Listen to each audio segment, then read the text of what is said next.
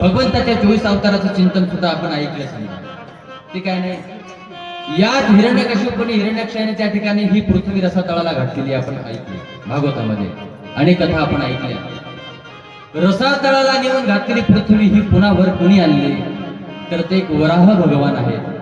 आणि आज आपल्याला नरसिंह भगवान परमात्मा दाखवायचे भक्त प्रल्हादाच्या संबंधाने. कारण ही जी सगळी पृथ्वी आहे, ही पृथ्वीवर त्या ठिकाणी उत्मात करू लागले ते दैत्य, आणि या दैत्याने पृथ्वी संबंध त्या ठिकाणी समुद्रामध्ये बुडवलेली आहे. मिसी धालो से भूतळी समुद्रे माजळी, ही पासोची ढिपोळी विरेची ना. ही समुद्रामध्ये ही पृथ्वी नेऊन ठेवली त्या हिरण्यकश्यपूने. वराह भगवान परमात्म्याने ती पुन्हा वर आणली आणि त्या पृथ्वीची स्थापना केली. ब्रह्मदेवाने पुन्हा ही सृष्टीचा विस्तार पुढे पुढे झाला.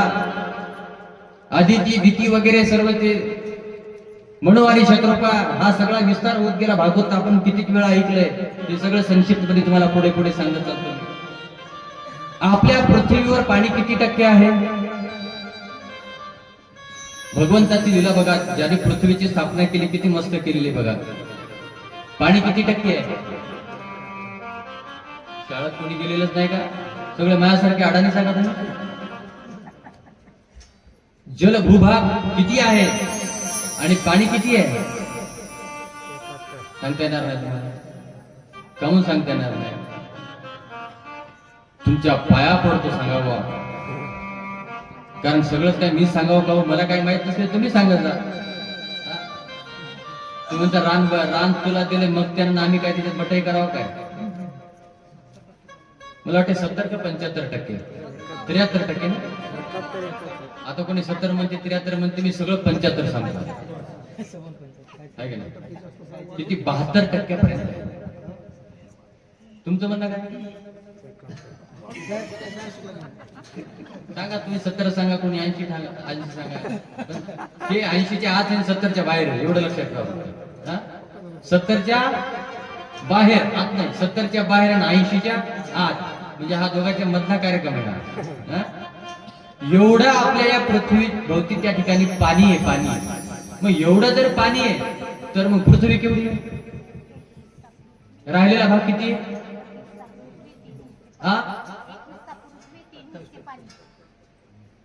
मला काय काही नका. 33% पाणी, 1% भूमी. हे सोपं झालं की नाही? तुम्ही मस्त सांगितलं. असं सांगा मला आता बरं झालं. 3% पाणी, 1% भूमी आहे. मला सांगा, पाणी जास्त आहे का भूमी जास्त आहे? पाणी जास्त आहे. या पृथ्वीला संबंध पाण्याने मिळलेला आहे आणि त्याच्यावरती ही पृथ्वी आपली आहे. किती कमाल आहे भगवान परमात्म्याची. आणि पृथ्वी म्हणजे कशाची आहे? ही पासेची ढिपोळी, आव ही मातीचं ढेकुळ आहे बर का. ऐकताय तुम्ही? हे मातीचं ढेकुळ म्हणजे पृथ्वी आहे. सर्वत्र पाण्याचा भूभाग असताना सुद्धा ती ढिपूळ त्या ठिकाणी ते पाणी ती विरघळत नाही. ती माझ्या भगवान परमात्म्याची शक्ती आहे. तो काय करू शकणार नाही? अशाच परमात्म्याच्या दारामध्ये जय आणि विजय नावाचे 2 द्वारपाल होते. परंतु त्या द्वारपाल असताना एक पाप घडलं. कुठे साधूची निंदा घडली की तो अडचणीत आलाच. म्हणून बोलत असताना सुद्धा चांगलं बोलायचं. काय प्रेमानं बोलायचं. नका जास्त नका बोलू, थोडं बोला, थोडे परी निरे, पण चांगलं बोला. ते जय आणि विजय तिथे दारामध्ये भगवान परमात्म्याच्या विष्णूच्या दारामध्ये ते द्वारपाल होते. द्वारपाल असताना सनत सनंदन कुमार हे संत मंडळी त्या भगवान परमात्म्याच्या दर्शनाकरता गेले. जात असताना यांनी अडवलं. आता काय गरज होती का? ते मोठे महात्मे साधू आहेत, त्याला अडवायची काय गरज होती? पण कधी कधी काय, चहापेक्षा किटली गरम म्हणतात तसं. अडवलं त्यांना. अडवल्याबरोबर ते म्हणे, हे बघ तुला माहित नाही, तुझा जो देव आहे ना, तुझा देव आमच्यामुळे आहे म्हणे. तुमचे नि बरा दिसत असो, त्या देवाला देव पण आमच्यामुळे आहे. रागावर भयंकर राग आला, चला तुम्ही राक्षस होऊन पडसाल. ते म्हणे अहो देवाची सेवा केली, काहीतरी उशाप द्या. ते म्हणे करा, कर्म करा, तुमचं सत्कर्म करा, त्या कर्मानुसार तुम्हाला पुढची गती तुम्हाला प्राप्त होईल. म्हणजे असं नका करू राजे हो, एवढी देवाची सेवा केली, तुम्हाला एकदा देवाकडे जाऊ दिलं नाही, तुम्ही एवढा मोठा भयानक शाप माझ्या जीवनामध्ये दिला, असं नका ना करू महाराज. म्हणे एक काम करा, उशाप म्हणून दिलेला आहे. ते म्हणे बघा देवासोबत काय करायला रे, पाणी आलं का? देवासोबत वैरत्व त्या ठिकाणी केलं त्यानं, वैरत्व, तर देव लवकर प्रसन्न होईल. पुढचा जन्म तुम्हाला राक्षसाचा आहे. आणि हा राक्षसाचा जन्म झाला कसा, याच्या पाठीमागे मोठं कारण आहे.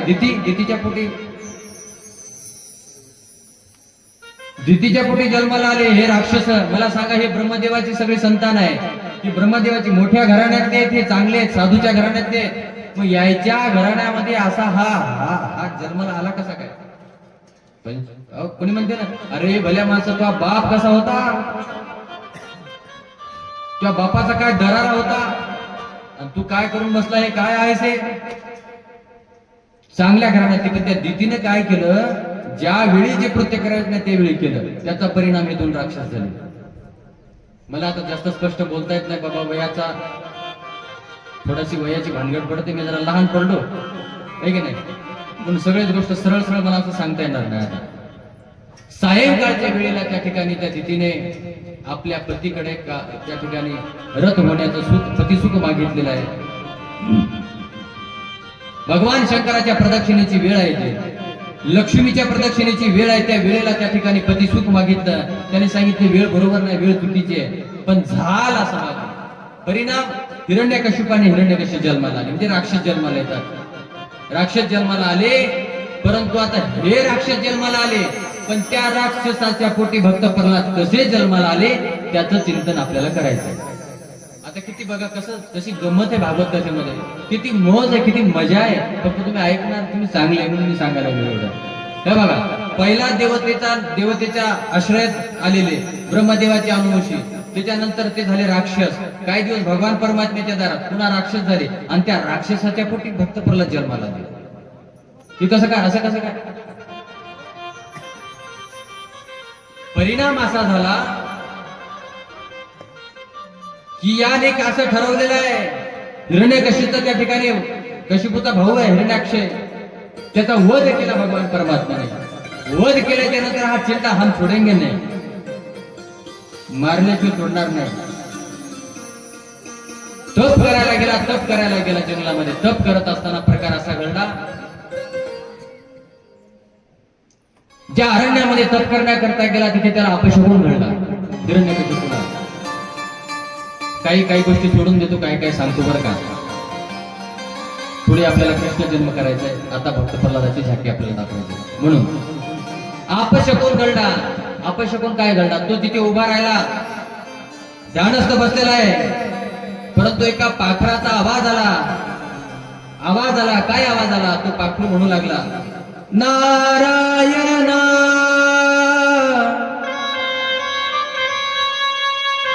नारायण.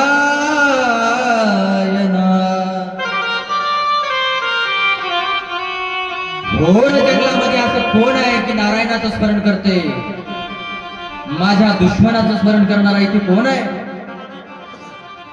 थोड्या वेळानं थांबायचं, इकडे तिकडे बघायचं, कुठे काही दिसत नाही. परत डोळे बंद केले की चालू व्हायचं, नारायण हे नारायण. तू मला काय करावं आता, मला अपशकुन झाला. तसाच तो घराच्या दिशेत निघाला. पत्नीला सांगितलं होतं, पत्नीचं नाव काय आहे? हिरण्यकशिपूच्या पत्नीचं नाव काय आहे? बोला बोला बोला बोला. 2 तपप्रती सोहळेत आपल्या गावामध्ये, 5 भागवत आहेत. कयाधू सात्विक आणि शुद्ध अंतकरणाची माऊली मालक घरी आले, येणार नव्हते, ब्रह्मदेव प्राप्त होईपर्यंत येणारच नव्हते. आले घरी, दार वाजवलं, दार उघड भैया. तसं नाही म्हणले ते नाही बरं का. दार उघडलं, स्वामी आपण आला का? मला अपशकुन घडला. काय घडलं? माझ्या दुश्मनाचं नाव त्या अरण्यामध्ये घेत होतं कोणतरी. कोण आहे तो? कोण आहे? काय म्हणत होता? तिने सारखं लावूनच धरलं. आणि किती आहे? बालहाट आणि स्त्री हाट, हे दोन हाट फार अवघड आहे, पुरवावंच लागतात. विचारायला लागली. मस्त पुरणपोळीचं जेवण बनवायचं, तिने स्वयंपाक बनवला. आणि संध्याकाळच्या वेळेला त्या ठिकाणी, जेवणाच्या नंतर संध्याकाळच्या वेळेला त्या हिरण्यकश्यपूकडून त्या ठिकाणी ते भगवान परमात्म्याचं नामस्मरण मधून घेतलं. काय म्हणत होता मला? कसा म्हणत होता मला तो? काय म्हणत होता? नारायण नाव पाखरू कुठं नारायण म्हणते म्हणत होता. कसं म्हणत होता? तो म्हणत होता नारायणा नारायणा हे नारायणा. अग तो नारायण नारायण म्हणत होता. स्वामी पक्षी कुठं नारायण म्हणतात का? स्वामी पक्षी नारायण म्हणतात? अगं हो, नारायण म्हटला. तू कसा म्हटला? असा म्हटला. कसा म्हटला? असा असा म्हटला. भरपूर नामचिंतन करून घेतलं आणि समागम झाला. आणि त्याच प्रकारे पुढे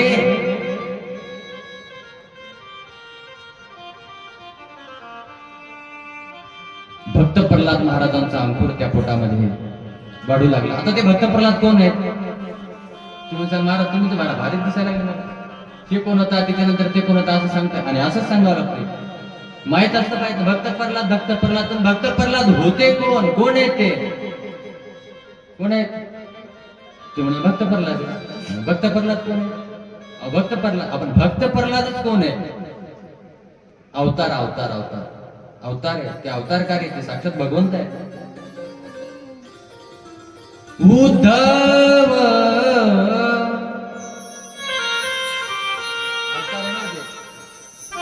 भक्त प्रल्हाद म्हणजे पुढे कलियुगामध्ये नामदेव महाराज आहे. ही परंपरा आहे. तेच नामदेव महाराज पुढे तुकाराम महाराज झालेले आहेत. म्हणजे उद्धव आहे हे भक्त प्रल्हाद. मला सांगा, मूळचेच त्यांना तो परमार्थाचा आविष्कार त्यांच्या जीवनामध्ये प्रकार असा झाला. भक्त प्रल्हादाचा जन्म होण्यापूर्वी या हिरण्यकश्यपूने एवढं थैमान थैमान त्या ठिकाणी हे केलं. सळो का फळो करून सोडले देवता. आपलं आसनं सोडून पळायला लागले. मारा झोडा तोडा सगळं असं त्या ठिकाणी चालू झालेलं आहे. पण पृथ्वीला भार सहन होत नाही या सगळ्या गोष्टीचा.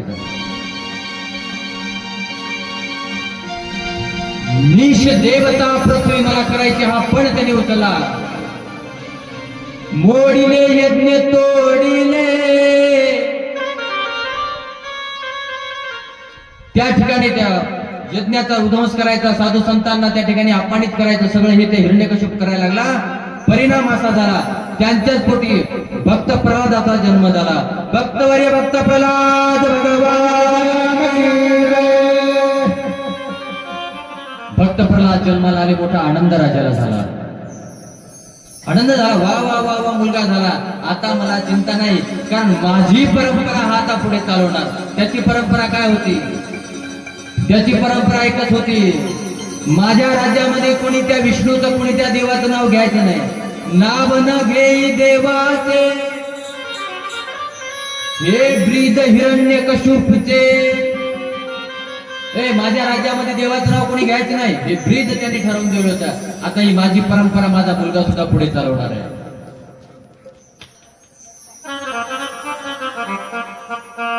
त्या हिरण्यकश्यपूने ही परंपरा चालवण्याकरता काय तप केलं महाराज. स्वतः सुद्धा मरणार नव्हता तो. त्याने एवढं तप केलं, ब्रह्मदेवाला प्राप्त करून घेतलं. ब्रह्मदेवाकडून वर म्हणून घेतला. वरं गृही, तुला काय पाहिजे सांग. ते मला महाराज एकच द्या, मला मरण नको. मला मरणाची भीती आहे. मरायचं नाही मला, फक्त मला मरण नको. मरण नको? अरे इथे जो जीव जन्माला आला तो मरणार आहे. मूर्ती लोक म्हणतात बाबा मरण नको, असं कसं काय? नको नको नको, मला मरण पाहिजे. बरोबर बर बर ठीक आहे. रात्री नको, दिवसा नको, शस्त्राने नको, अस्त्राने नको, घरात नको न दारात नको, मनुष्याने नको, स्त्रीने नको, मला मरण नको, मला मरण नको. मी मेलोच नाही पाहिजे असं वर आहे. मला असा वर प्राप्त झाला. परंतु त्यांच्याच पोटी भक्तवरी भक्त प्रल्हाद महाराज जन्माला आले आणि भक्त प्रल्हाद लहानाचे मोठे झाले. हळूहळू मोठे व्हायला लागले. मोठे झाल्याच्या नंतर सारखं चिंतन करायला लागले. काय चिंतन करतात? सगळ्यांनी मोठ्या प्रेमाने भजन करा. भजन करत करत त्या ठिकाणी भक्त प्रल्हाद महाराज आपल्या मंडपामध्ये अवतीर्ण होणार आहेत. सर्वांनी भजन करायचं, सर्वांनी बरं का.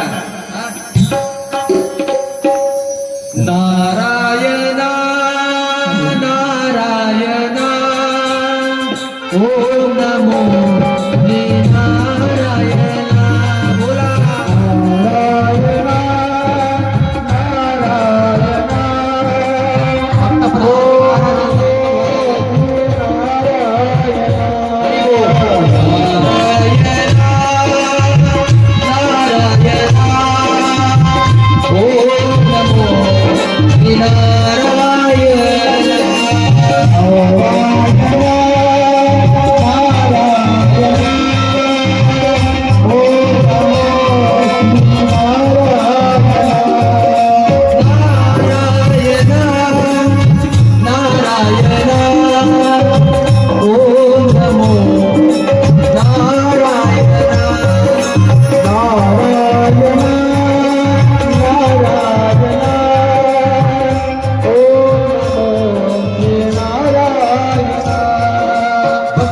महाराजांचं आगमन आपल्या या मंडपामध्ये झालेलं आहे.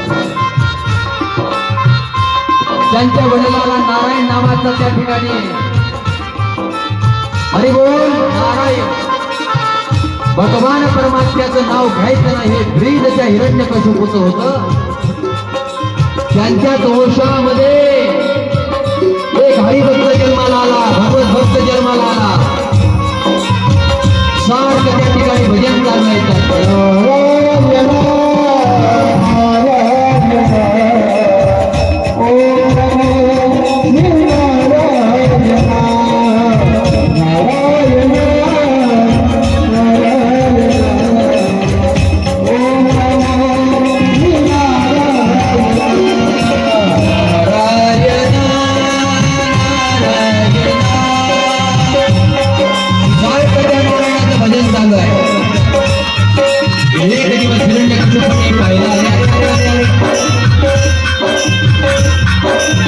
आमच्या कुळामध्ये असे कसं काय जन्माला आला? आमच्या कुळामध्ये कसं काय जन्माला आला? माझं ब्रीड आहे की देवाचं नाव घेऊन जायचं नाही. ते ब्रीड हिरण्यकश्यप होते. पण तो भक्त प्रल्हाद काय करायचा? मुलासोबत खेळायला जायचा. खेळत असताना मुलाला म्हणायचा, अरे तुम्हाला माहित आहे का आपला भगवान कोण आहे, आपला मालक कोण आहे? त्या राज्यामध्ये राहणारी मुलं म्हणायचे, आपला मालक म्हणजे तुझा बाप आहे, तुझे पिताश्री आहे, हिरण्यकशिप आहे. पण ते प्रल्हादजी महाराज म्हणायचे, नाही हो, खरा मालक कोण आहे आपला? ती म्हणे, तुम्हाला माहित नाही, त्या मालकाचं आपण भजन करूया. सर्व सवंगडी सोबत घेऊन तो भजन करायचा. भजन कोणतं चालायचं? नारायणा ओम नमो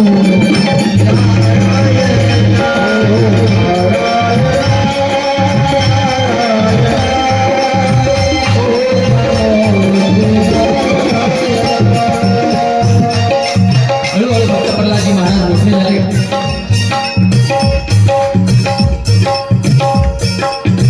वडिलांच्या लक्षात आले, हे कैसे जन्मले तिसे, माझा वारस चालवण्याकरता वारसदार मला पाहिजे होता. हे माझ्या दुश्मनाचं नाव घेणार आहे. याच्या करता भक्त प्रल्हादाला अनेक पीडा द्यायला सुरुवात केली. नाना प्रकारे वेदना होतील आणि तरी त्या भगवान परमात्म्याचं नाव सोडून द्यावं म्हणून प्रयत्न त्या ठिकाणी पित्याचे चालू आहे. डोंगरावरून त्या कड्यावरून त्या ठिकाणी खाली फेकण्यात आलं, पण त्यांनी सांगितलं अरे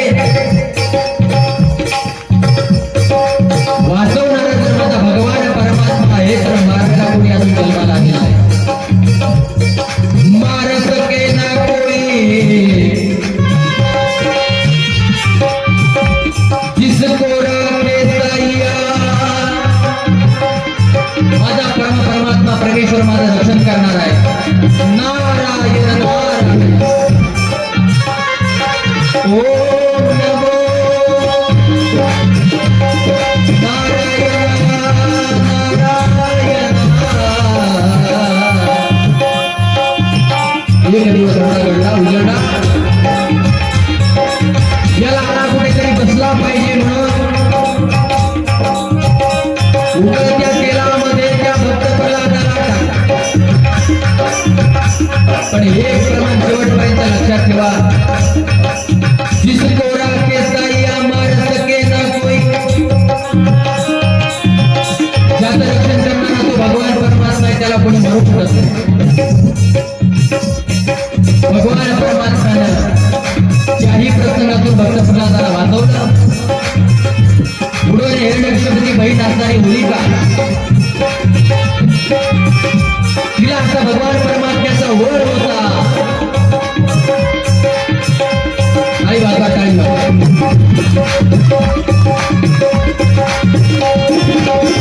तिला अग्नी जाळू शकत नव्हता, अग्नीला ती जाळू शकत नव्हता. त्यावेळी तिने सांगितलं भक्त प्रल्हादाला माझ्या मांडीवर घेते आणि त्याला संपवते. अग्नीने सुद्धा जाळण्याचा प्रयत्न केला, पण तो भगवान परमात्म्याचा अंश आहे. जाळल्याने जळत नाही, कापल्याने कापत नाही, विषाने मरत नाही. तो भगवान परमात्म्याचा अंश आहे. साक्षात अत्यंत लढीवाळ अति प्रिय अशा प्रकारचे भक्त त्या ठिकाणी प्रल्हाद महाराज भगवान परमात्म्याच्या नामचिंतनामध्ये दंग आहेत.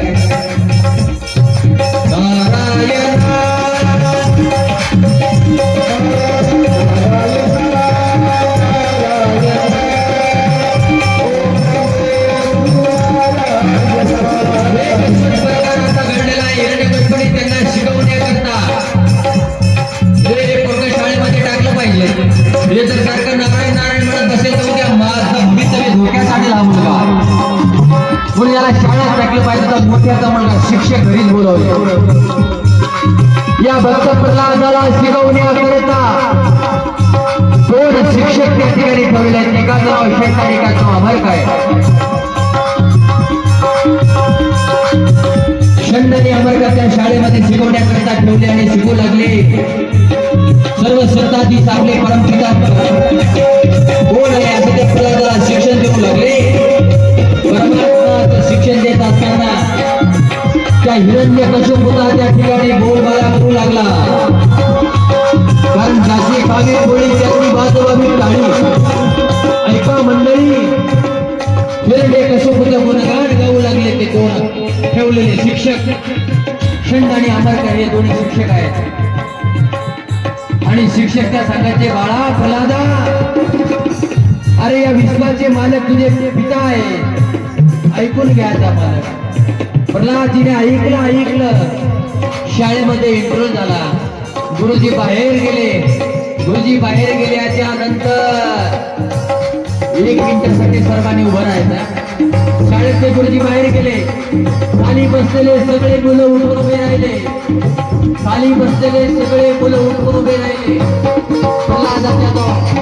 आणि चिंतन करायला सुरुवात केली.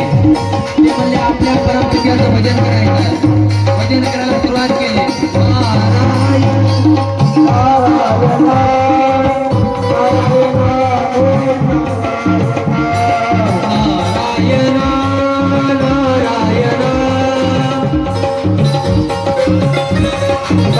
भजन करा. सगळे जण त्या प्रल्हादा बरोबर भजन करायला लागले.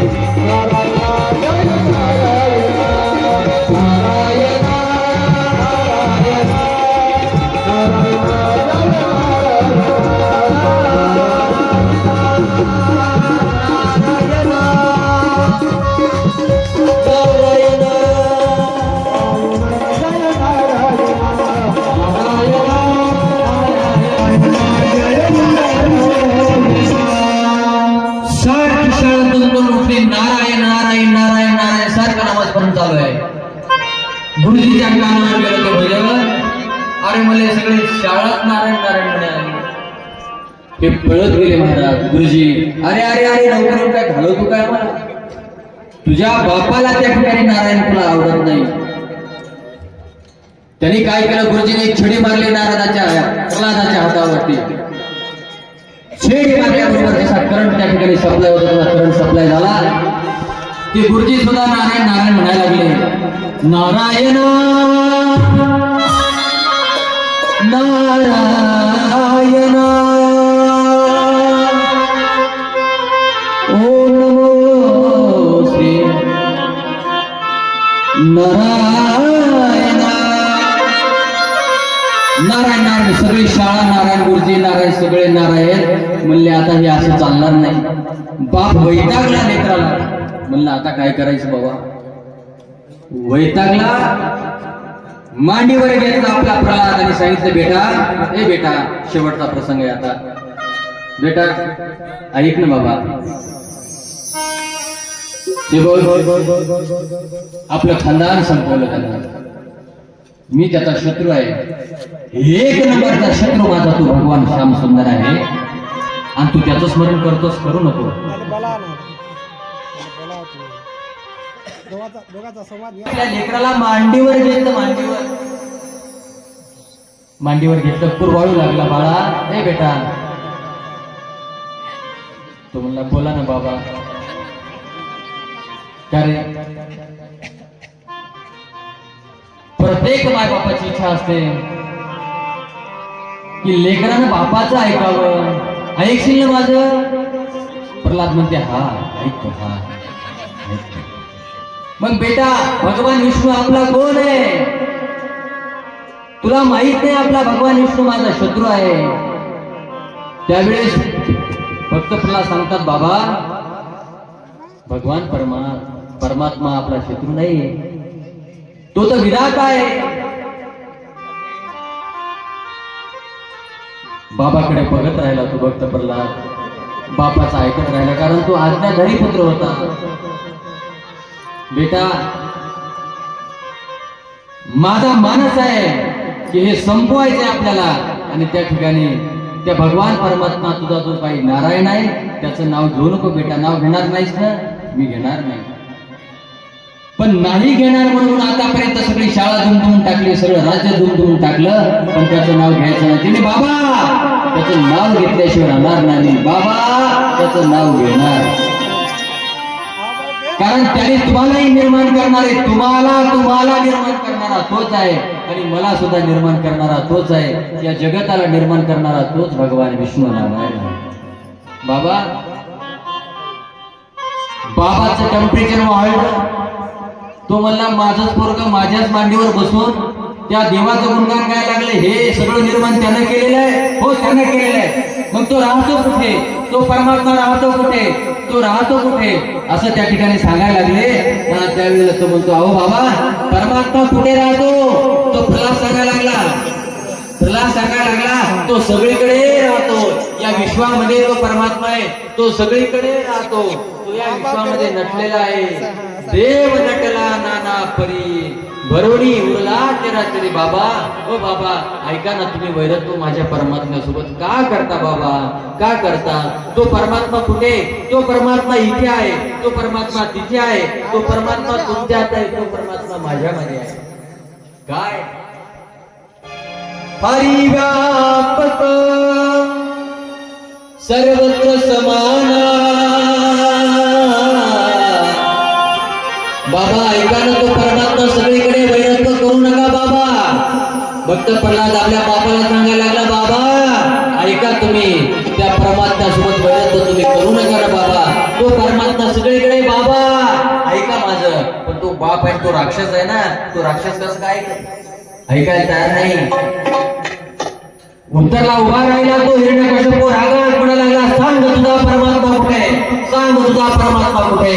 तो म्हणला बाबा माझा परमात्मा सगळीकडे आहे, सगळीकडे आहे, इथे आहे, आकाशात आहे, पाताळात राहणार नाही, तो परमात्मा नाही अशी एकही जागा नाही. चल मला तो परमात्मा दाखव, उदय माझा परमात्मा. हिरण्यकशिपूने त्या प्रल्हादाच्या हाताला धरलेला आहे आणि प्रल्हादाच्या हाताला धरून सांगतो परमात्मा कुठे, सांगतो परमात्मा कुठे. त्यावेळेला भक्त प्रल्हाद म्हणतो, त्या खांबामध्ये तुझा परमात्मा आहे का, खांबामध्ये तुझा परमात्मा आहे का. त्यावेळेला भक्त प्रल्हाद महाराज म्हणतात, हो त्या खांबामध्ये परमात्मा आहे. आणि खांबामध्ये परमात्मा आहे म्हटल्याबरोबर, कामामध्ये परमात्मा आहे म्हटल्याबरोबर त्या हिरण्यकशिपूला राग आला. डोळे लालबुंद झालेले, रागाने शरीर फटफटलेलं आहे. आता मी काय करू, तो जर परमात्मा दिसला मी काय करू, त्याला संपवल्याशिवाय राहणार नाही असं त्याला राग आलेला आहे, भयंकर चिडलेला आहे. आणि अशा अवस्थेमध्ये जोरात पळत गेला आणि तो जो खांब आहे, त्या राजवाड्याचा जो खांब आहे, त्या खांबावरती त्या ठिकाणी लाथ मारली. त्या खांबावर लाथ मारली. खांबावर लाथ मारल्याबरोबर त्या ठिकाणी तो खांब फुटलेला आहे. खांब फुटल्याबरोबर स्तंभी नारायण प्रगटले.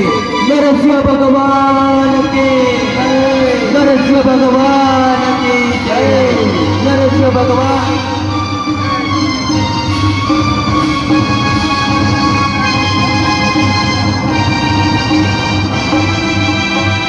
नरसिंह भगवान परमात्मा प्रगट झाले आणि हिरण्यकशिपू त्यावरती चालून यायला लागले. हिरण्यकशिपू पुढे चालले. नरसिंह भगवान परमात्मा त्यांच्या अंगावरती गेले. त्यांनी ठरलेला एकमेकांचं युद्ध सुरू झालेलं आहे. नरसिंह भगवान परमात्म्याने एक बुद्धा त्याच्या मानेवरती मारलेला आहे.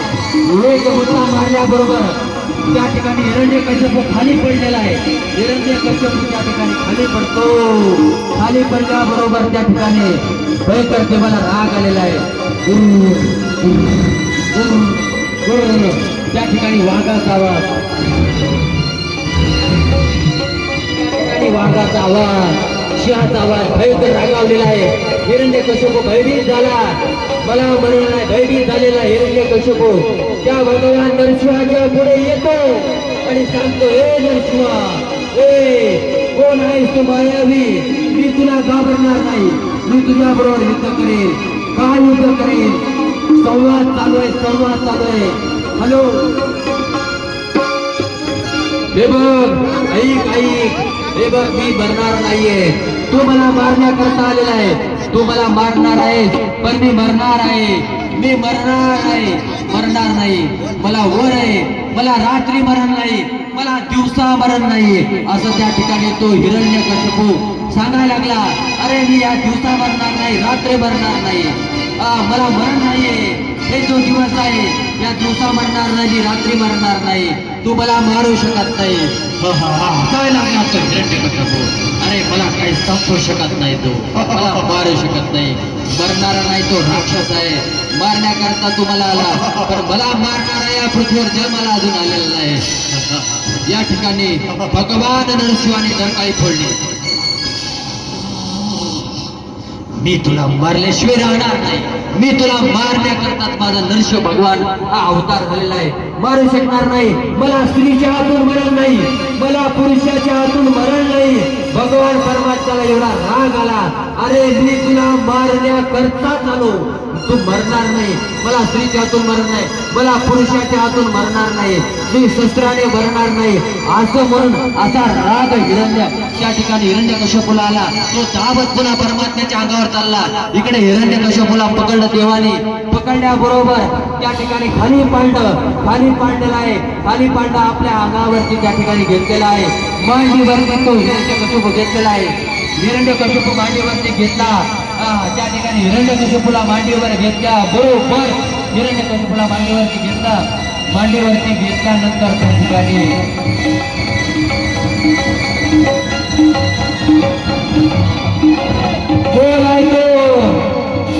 मी मरणार नाही, मला मारण्याचा प्रयत्न करू नको. अरे मी दिवसा मरणार नाही, मी रात्री मरणार नाही, मी स्त्री करून मरणार नाही, मी पुरुषा करून मरणार नाही. परंतु भगवान नरसिंहाने त्याला मांडीवरती घेतलेलं आहे. मांडीवरती घेतल्याने सांगायला लागले, हे बघ, रात्र नाहीये, आता रात्र नाहीये, हे रात्र नाहीये आणि दिवसही नाहीये, मी स्त्री नाहीये, मी पुरुष नाहीये, मला नरसिंहा मला नरसिंहा मला नरसिंह म्हणतात मला नरसिंह म्हणतात ते ऐकून घे मी तुझा काळ आहे मी तुझा मृत्यू आहे मी तुला मारण्याकरता आलेलो आहे मी तुला शस्त्राने मारणार नाही मी तुला अस्त्राने मारणार नाही तुझा प्राण घेण्याकरता ते नख माझे नखाचा वापर करणार आहे मी तुला शस्त्राने मारणार नाही ते नख त्या भगवान परमात्म्याने घेतले आणि त्याच्या कोटामध्ये घुसवले आणि कोटामध्ये घुसल्याबरोबर हिरण्यकशिपू जोरात हसला.